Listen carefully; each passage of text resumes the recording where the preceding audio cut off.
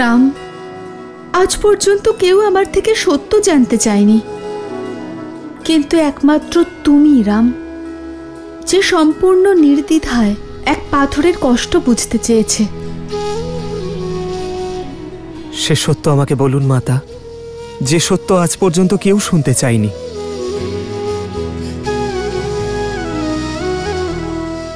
আমি অহল্যা। স্বয়ং ব্রহ্মদেব আমাকে নির্মাণ করেছেন। ব্রহ্মদেবের 5 কন্যার মধ্যে আমি একজন। যদিও এই সংসারের সুন্দরী নারীদের মধ্যে আমার স্থান, কিন্তু মহর্ষি গৌতম তার জীবনে আমাকে তার স্ত্রী হিসেবে স্থান দিয়েছিলেন। খুশি ছিলাম আমি, সবকিছু ছিল আমার কাছে। মহর্ষি গৌতমের মতন জ্ঞানী স্বামীর ভালোবাসা আর শতানন্দের মতো এক সংস্কারী পুত্র। নিশ্চিন্ত ছিলাম আমি যে আমার জীবনে কোনো খারাপ কিছু হতে পারে না, কিন্তু সেটা আমার ভুল ছিল। আমি জানতাম না যে আমার সৌন্দর্যই আমার শত্রু হয়ে দাঁড়াবে। বুঝতে পারিনি যে কখন দেবরাজ ইন্দ্রের কুদৃষ্টি আমার উপর পড়েছে। আমি বুঝতে পারিনি যে দেবরাজ ইন্দ্র সেই সুযোগের জন্য অপেক্ষা করছেন যা আমার জীবনে বিপদ হয়ে আসতে চলেছিল, আমার সংসার ধ্বংস করে দিতে চলেছিল। अग्नि मिले पुरोहितं यज्ञस्य देवं मृतज्यं অহল্যা, ओ तारं रत्नधातमं। বলুন বলুন স্বামী। আমি সন্ধ্যা স্নানের জন্য যাচ্ছি। আচ্ছা, আপনার ফিরে আসার মধ্যে সন্ধ্যা পূজার সমস্ত সামগ্রী সজ্জিত থাকবে। এসো শিষ্যরা।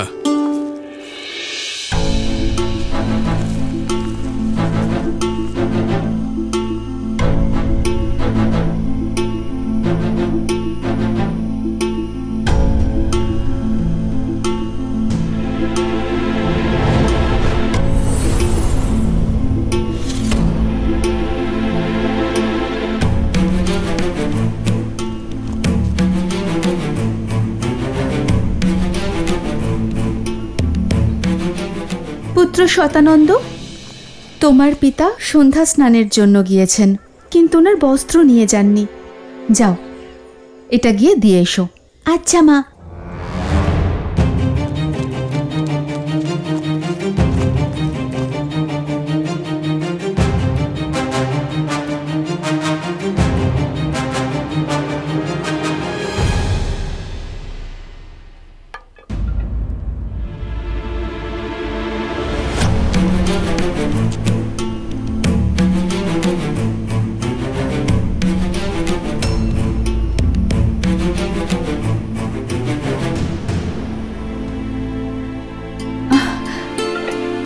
আপনি এতক্ষণ পর মনে পড়েছে যে আপনি সন্ধ্যা স্নানে গিয়েছেন আর আপনার বস্ত্র ফেলে গিয়েছেন? আমি শতানন্দকে পাঠিয়েছি আপনার বস্ত্র দিয়ে।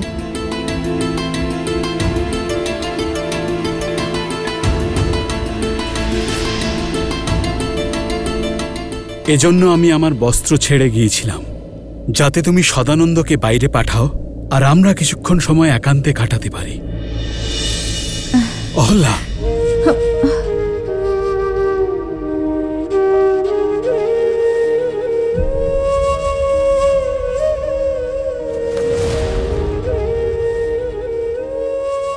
রাম, ইন্দ্রের শক্তিশালী মায়াজালে আমি আবদ্ধ হয়ে পড়ি।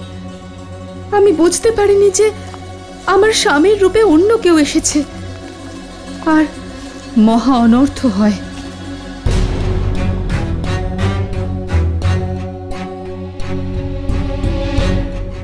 কে তুমি? আমার বেশ ধারণ করে আমার আশ্রমে কি করছো তুমি?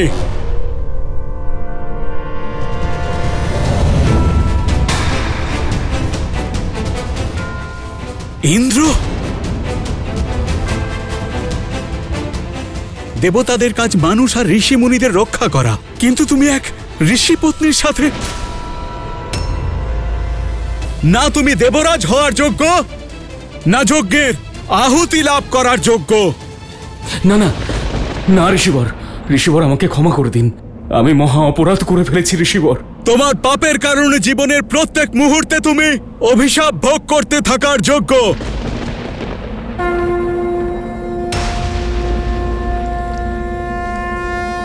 ঋষিবর, আমি ঋষি গৌতম আমার জীবনের সমস্ত তপস্যাকে সাক্ষী রেখে আমি তোমাকে অভিশাপ দিচ্ছি ইন্দ্র।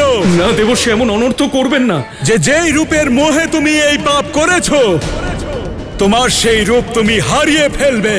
তুমি ইন্দ্রত্বের অপমান করেছো পাপী, তুমি আজন্ম রোগী থাকবে।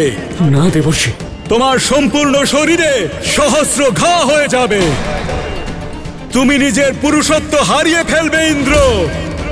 অসুররা তোমার সাথে যুদ্ধে বিজয় লাভ করবে। তথাস্তু।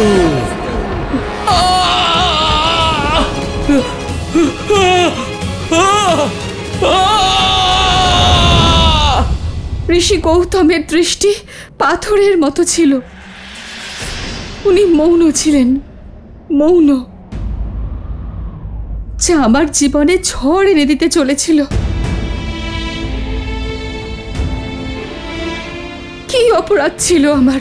এটাই যে আমি একজন সতী হয়ে আমার সত্যতা প্রমাণ করতে পারিনি, নাকি এটাই যে আমি এক দুষ্টের মনের মলিনতাকে বুঝতে পারিনি?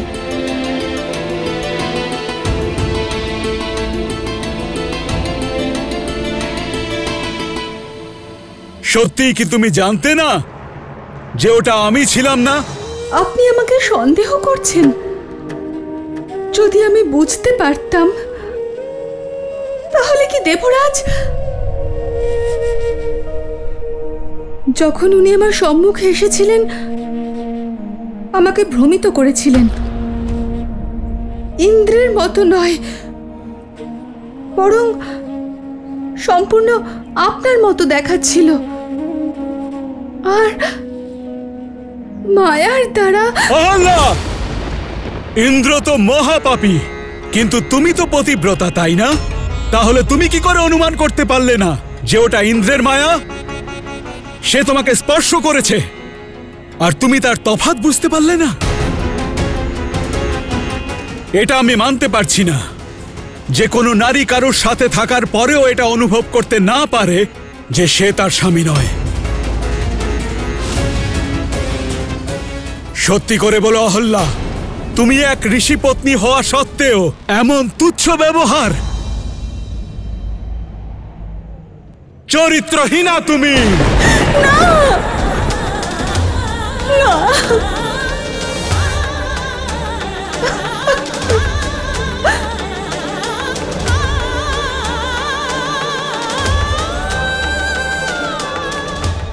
যে নারী শব্দের দ্বারা, ভাবের দ্বারা, স্পর্শের দ্বারা কারোর ভাবনাকে বুঝতে না পারে সে পাথরের সমান হয়।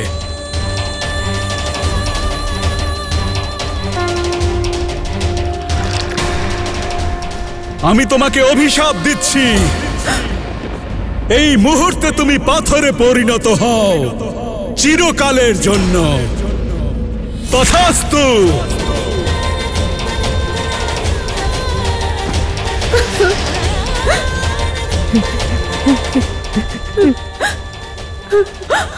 অনর্থ করবেন না স্বামী, আমার কথা শুনুন, আমার কথার সত্যতা বুঝুন। যা দেখেছি তারপরেও কি কিছু বাকি আছে শোনার জন্য? না হল্লা, তুমি ক্ষমার যোগ্য নও। আমার অভিশাপ অবশ্যই পূর্ণ হবে। তোমাকে এই কষ্ট একাই ভোগ করতে হবে। আর যে এই স্থানে প্রবেশ করবে সেও তোমার এই পাপের অংশীদার হবে। তোমাকে অভিশাপ থেকে সেই মুক্ত করবে যে কাম, ক্রোধ, মদ, মোহ, লোভ আর মাৎসর্য থেকে মুক্ত হবে।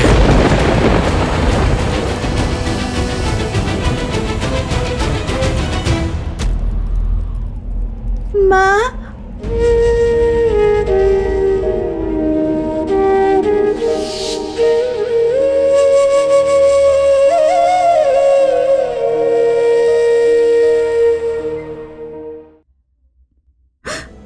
আমার সাথে অন্যায় হয়েছে, আর শাস্তিও আমিই পেয়েছি। আমার কথা না শুনেই আমার সাথে অন্যায় করা হয়েছে। কবে থেকে অপেক্ষা করছি যে কেউ আসুক আর যন্ত্রণার কথা শুনুক, আর আজ তুমি এলে রাম। এনার কথা বিশ্বাস করা সম্ভব নয়। মহর্ষি গৌতমের মতো মহান ঋষি বিনা দোষে অভিশাপ দেবেন?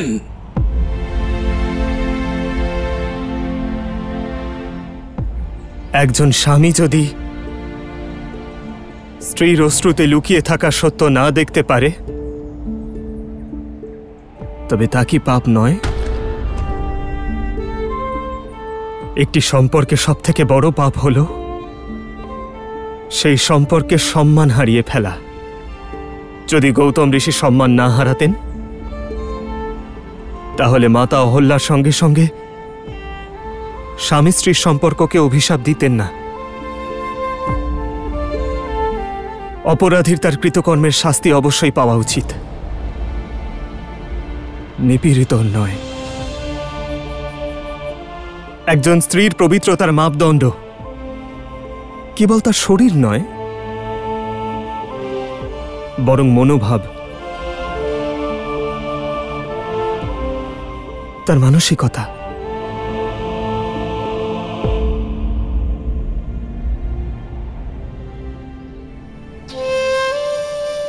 আমি লজ্জিত মাতা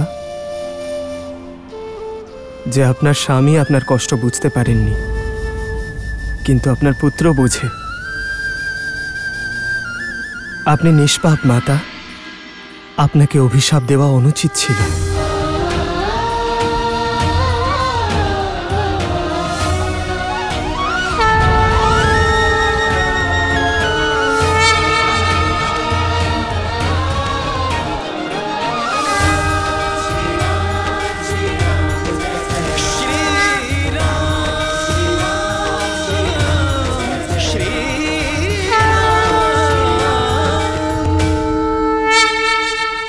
একজন মা যখন তার সন্তানকে জন্ম দেন, তখন কিছুক্ষণের জন্য মূর্ছিত হন, শিথিল হয়ে যান। সন্তানের কান্না, সন্তানের অশ্রু, পদাঘাত মাকে জাগ্রত করে। মা আবার সম্বিত ফিরে পায়। সেভাবেই আপনার পুত্র আপনাকে জাগ্রত করতে এসেছে। জেগে উঠুন মা, ফিরে আসুন।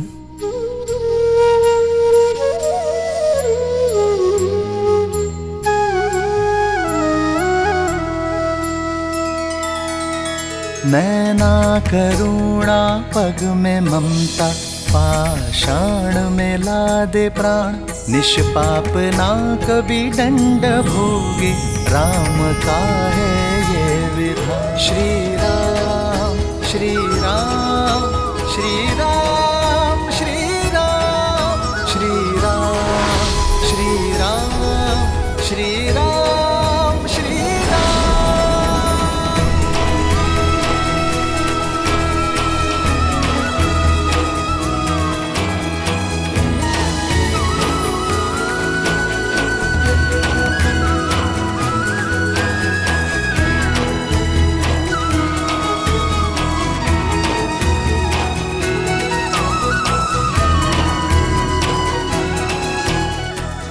माता,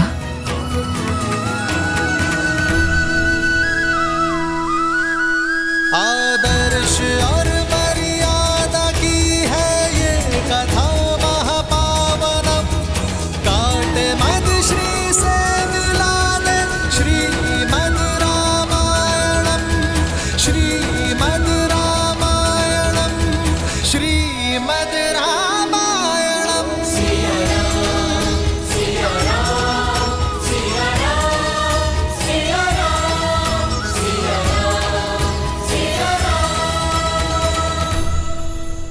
माता, माता, পুত্র, माता,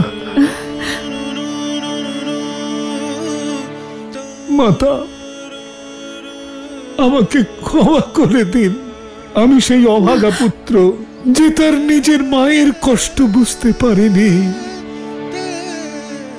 আমার সমস্ত জীবন আত্মগ্লানিতে ব্যথিত হয়েছে মাতা। আমাকে ক্ষমা করে দিন মা, আমাকে ক্ষমা করে দিন।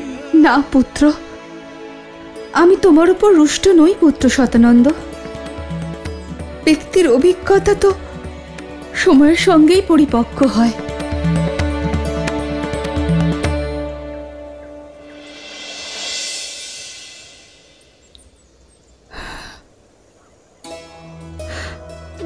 আমার যাবার সময় হয়ে গিয়েছে রাম, আর জীবনের উদ্দেশ্যও সম্পূর্ণ। যা হয়তো তোমার যাত্রার মাঝে এসে এই সংসারকে সম্পর্কের শিক্ষা দেওয়ার ছিল, আজ তোমার সত্য আমাকে মোক্ষ দান করেছে।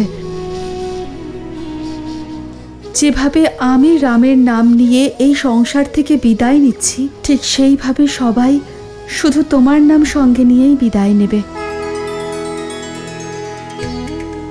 রাম নাম সত্য। জীবনে লাভ ক্ষতি, অভিশাপ আশীর্বাদ, পবিত্র অপবিত্র এসবের কোনো মূল্য নেই।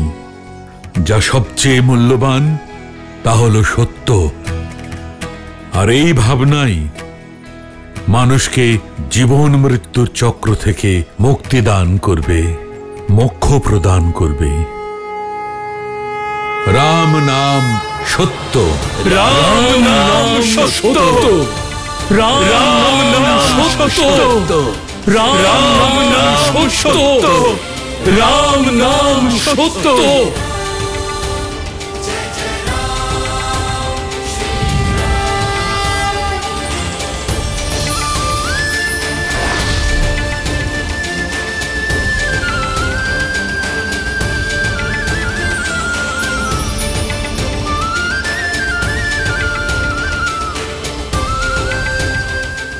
অদ্ভুত, রাম নাম সত্য। হ্যাঁ দেবী, রাম নামের চেয়ে বড় সত্য এই সংসারে আর কিছুই হতে পারে না। কারণ শ্রীরামের মতো মানুষ যে নিজের খ্যাতির কথা না ভেবে অন্যের কষ্ট হরণ করেন, নিজের কথা না ভেবে তিনি অন্যের কথা ভাবেন। আর এমন মানুষের জীবনের পথ তো সত্য দিয়েই পরিপূর্ণ হয়। আবার অন্যদিকে রাবণের মতো মানুষের কাছে তার ব্যক্তিগত লাভ, তার অহংকার, তার খ্যাতির চেয়ে বড় আর কিচ্ছু হয় না। আর সেই কারণেই রাবণ সীতার স্বয়ম্বরে যাওয়ার জন্য উদ্গ্রীব ছিল।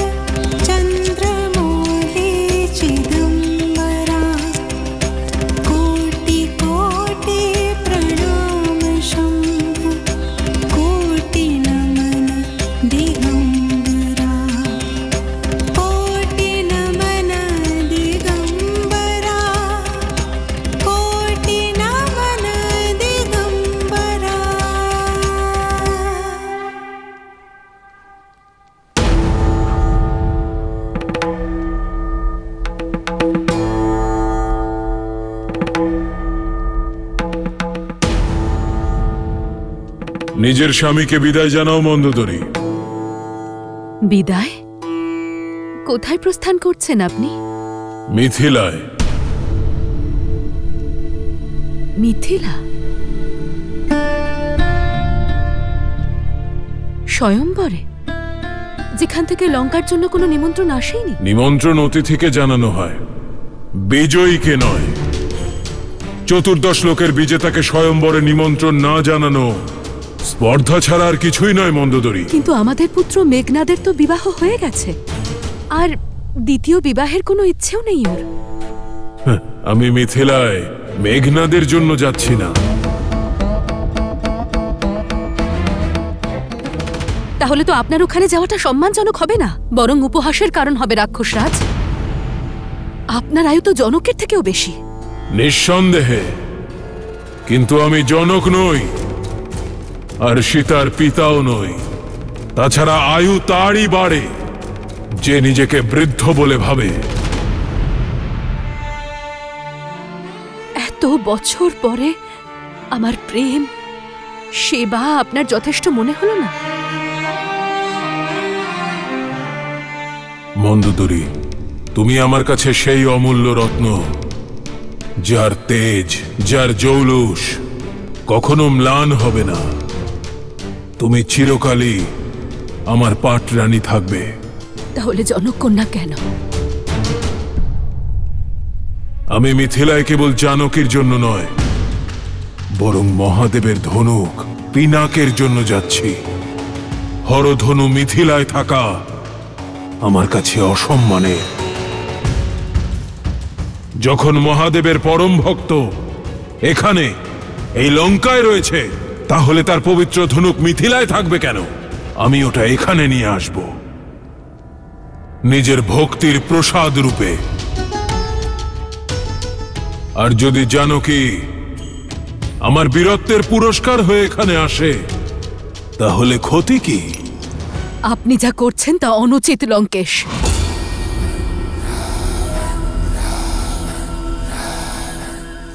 লঙ্কেশ অনুমতি নিতে নয়, সংবাদ দিতে এসেছে।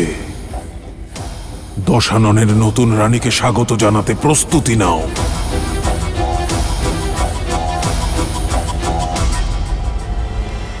আপনার এই ভক্তকে আশীর্বাদ দিন মহাদেব। আর আমি আশা রাখি যে আমার পাটরানীর পক্ষ থেকে আপনার ধনুককে স্বাগত জানাতে কোনো ত্রুটি থাকবে না।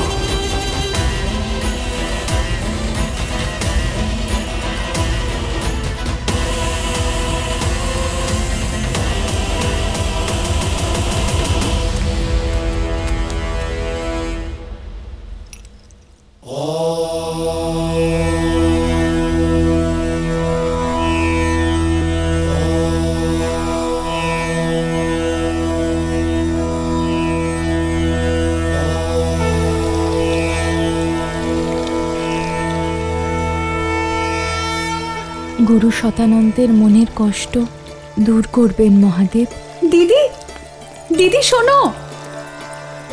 আমি পুজো করছি উর্মিলা। দিদি, আচার্য শতানন্দ গৌতম ঋষির আশ্রম থেকে ফিরে এসেছেন। কোথায় উনি? দশরথ পুত্ররাও এসেছেন? তা তো জানি না, হয়তো সঙ্গেই আছেন। গুরুদেব তো আসা মাত্রই রাজসভায় চলে গেলেন পিতার সঙ্গে সাক্ষাৎ করতে।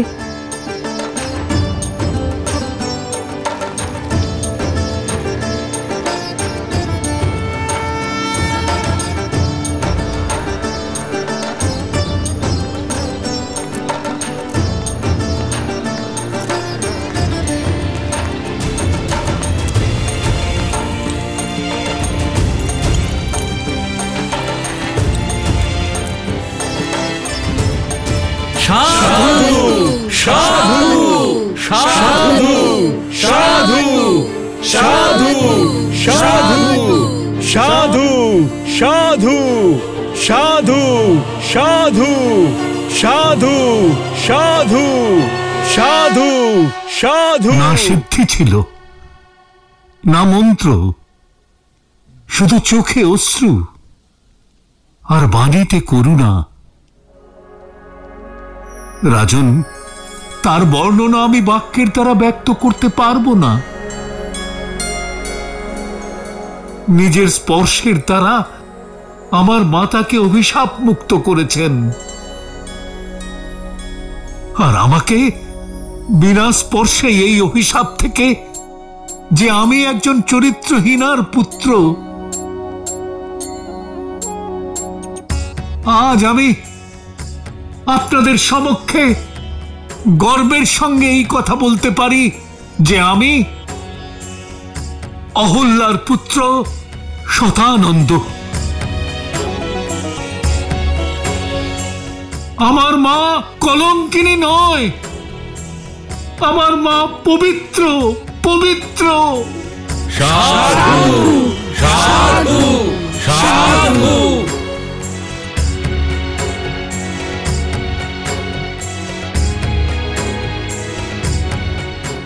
মা সীতা, তুমি ঠিক বলেছিলে। মহাদেব পথ বলে দিয়েছেন। এখন তোমার এই গুরুদেবের শান্তির সন্ধানে অন্য কোথাও যাওয়ার আর কোনো প্রয়োজন নেই।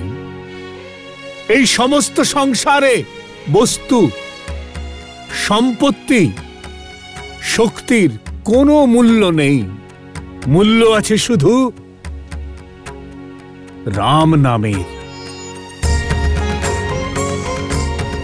রাম নামই সত্য, রাম নামই সত্য, রাম নাম সত্য, রাম নাম সত্য, রাম নাম সত্য, রাম নাম সত্য। গুরুবর, এমন বীরের দর্শন তো আমিও পেতে চাই।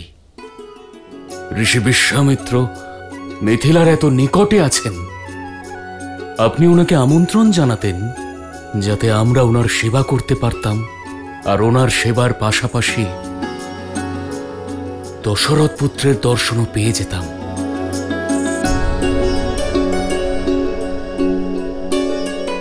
মহারাজ, আমি প্রয়াস করেছিলাম। ঋষিবর, আপনি মিথিলার এত সম্মুখে আছেন, আমাদের সেবা করবার সুযোগ দিন। মিথিলাতে শিব ধনুকের যজ্ঞ হবে, আর জনক কন্যার স্বয়ম্বর। আমি অযোধ্যা কুমারদের অন্য একটা উদ্দেশ্যে এনেছি শতানন্দ। যদি সময় পাই মিথিলায় অবশ্যই যাব। হয়তো ওনার মনে অন্য কিছু আছে।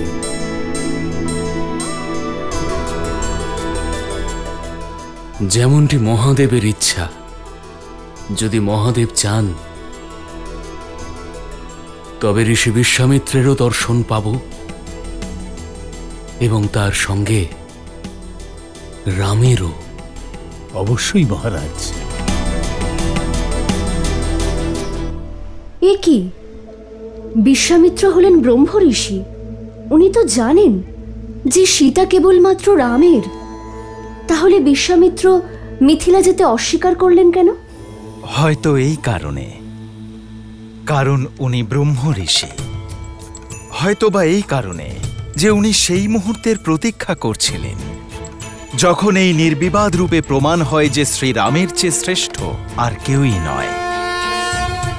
হয়তোবা এই কারণেও এখন অন্য কারুর মিথিলা পৌঁছনোর সময় হয়েছে।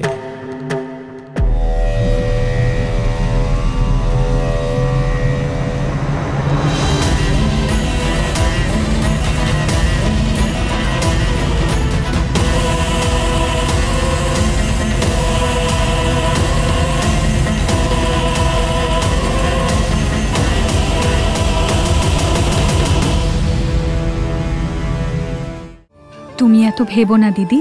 এই ধনুক দশরথ নন্দন রাম ছাড়া কেউ তুলতে পারবে না। পুষ্পবিমান রাবণ আসছেন। বিনা নিমন্ত্রণে রাবণের এখানে আসার কি উদ্দেশ্য থাকতে পারে?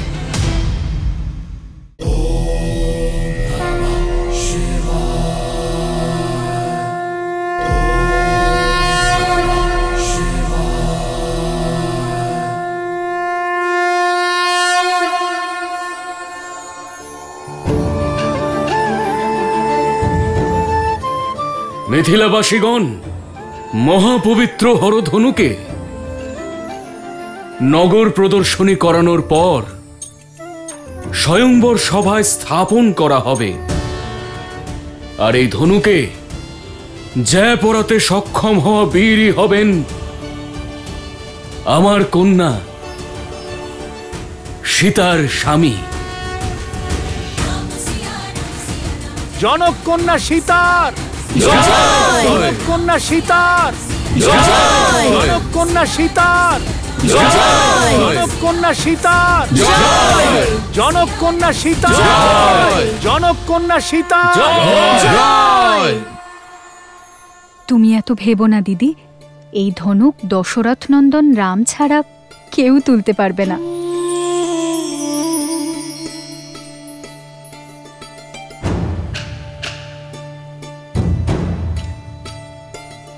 অনুষ্ঠান আরম্ভ করো।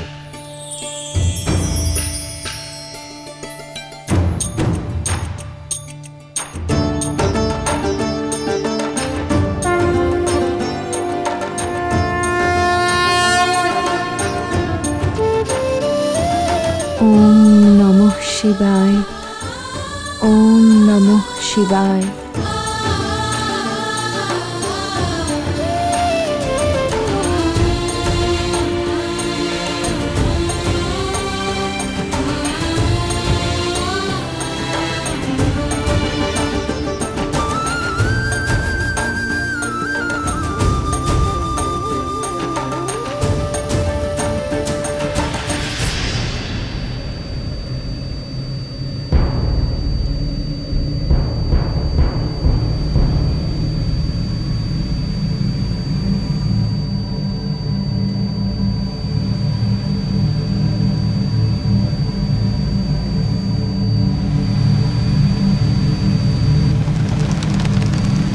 পুষ্পক বিমান অর্থাৎ রাবণ আসছেন। রাবণ? দশানন? পাপী রাক্ষসদের রাজা এখানে?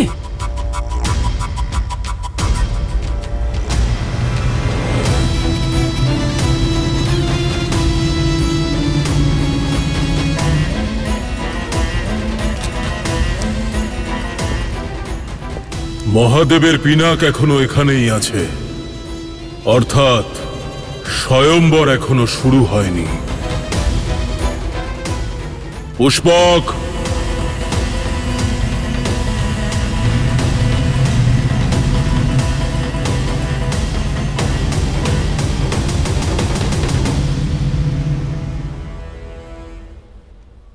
আর্য, বিনা নিমন্ত্রণে রাবণের এখানে আসার কি উদ্দেশ্য থাকতে পারে? উনি দশানন, ওনার আমন্ত্রণের প্রয়োজন নেই। নীতি এবং নিয়ম অনুসারে ওনাকে এই স্বয়ংবরে অংশ নিতে বাধা দিতে পারি না।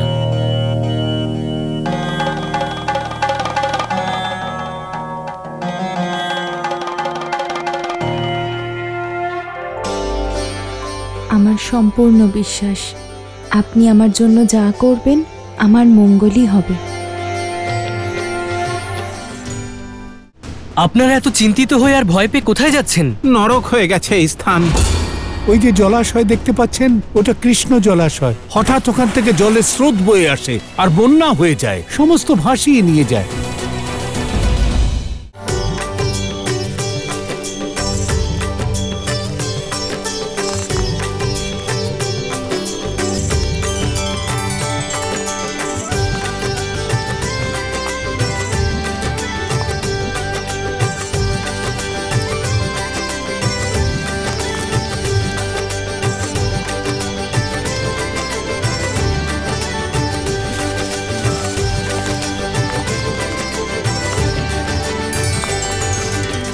আজ ক্ষুধা তৃষ্ণার ক্লান্তি হয়নি লক্ষণ?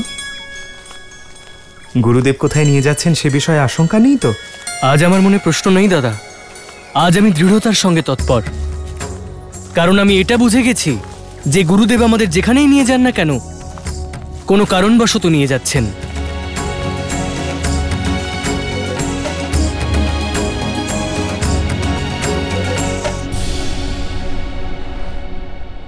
এখানে থাকবো না আমরা, চলো যাওয়া যাক। হ্যাঁ হ্যাঁ, থাকবো না এখানে, চলো চলো।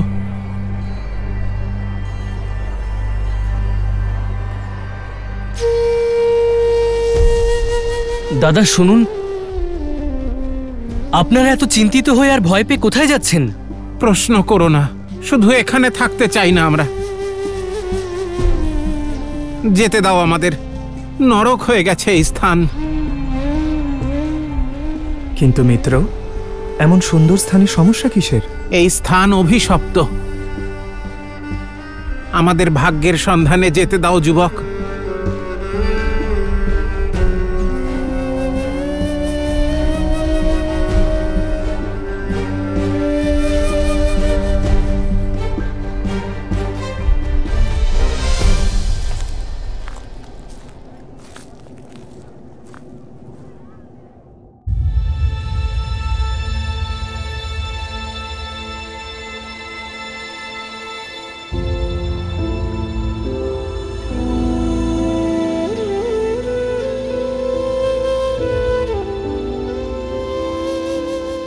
ওই যে জলাশয় দেখতে পাচ্ছেন, ওটা কৃষ্ণ জলাশয়।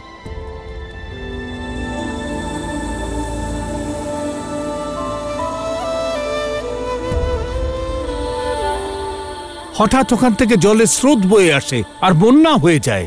কয়েক মুহূর্তেই আমাদের ক্ষেত, গৃহ সমস্ত ভাসিয়ে নিয়ে যায়।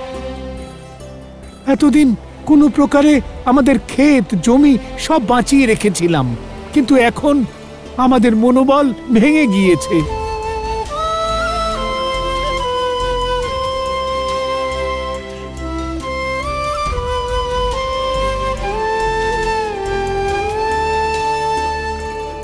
সমাধান পালিয়ে যাওয়ায় নয়, উপায় খুঁজে বের করায়। চেষ্টা করেছিলাম, কিন্তু কোনোভাবেই এই বন্যা আটকানো যায়নি। যেই চেষ্টা করেছে তারই মৃত্যু হয়েছে।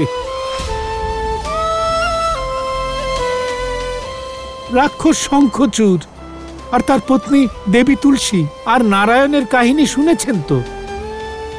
ওই জলাশয় সাধারণ জলাশয় নয়, দেবী তুলসীর মনের কষ্টে এই জলাশয় সৃষ্টি হয়েছে। নারায়ণ ছলনা করে শঙ্খচূড়কে হত্যা করেছিলেন, আর সেই কষ্টে দেবী তুলসী ওনাকে শালগ্রাম হওয়ার অভিশাপ দিয়েছিলেন।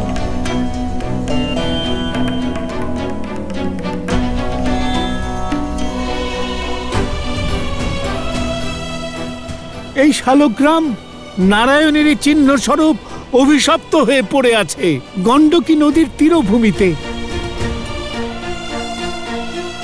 যেখানে স্বয়ং ঈশ্বরই শাপিত। সেখানে মানুষের চেষ্টায় কি হবে?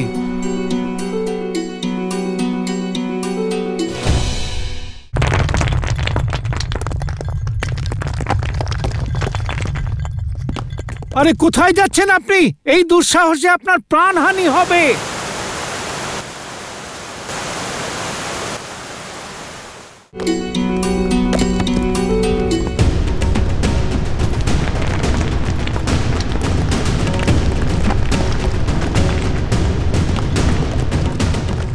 পালাও পালাও, সবাই ওখান থেকে পালিয়ে এসো, কোনো উঁচু জায়গায় উঠে যাও। এসো সবাই, এদিকে এসো, এদিকে এসো।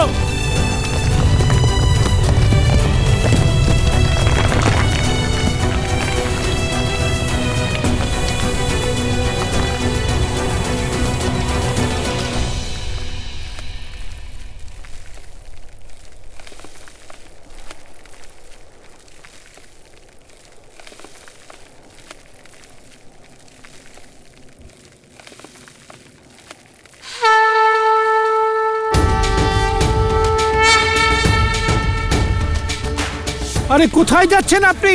এই দুঃসাহসে আপনার প্রাণহানি হবে। আপনি তো বয়োজ্যেষ্ঠ এবং জ্ঞানী পুরুষ, আটকান ওনাকে।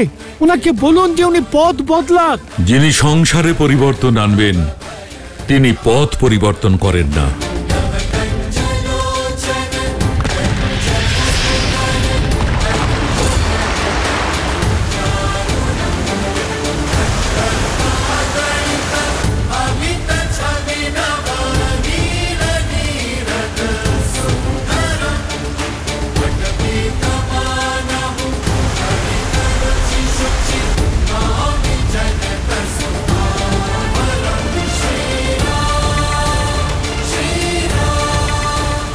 মহাদেব রক্ষা করুন।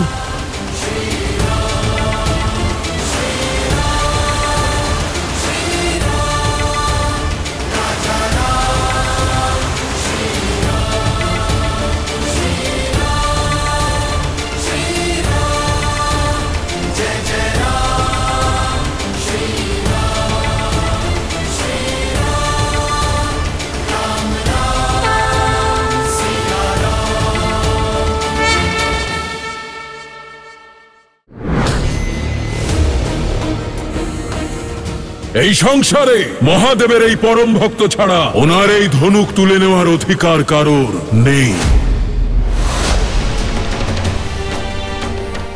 এই হলো মিথিলা নগর, এক ঐতিহাসিক এবং পবিত্র ভূমি।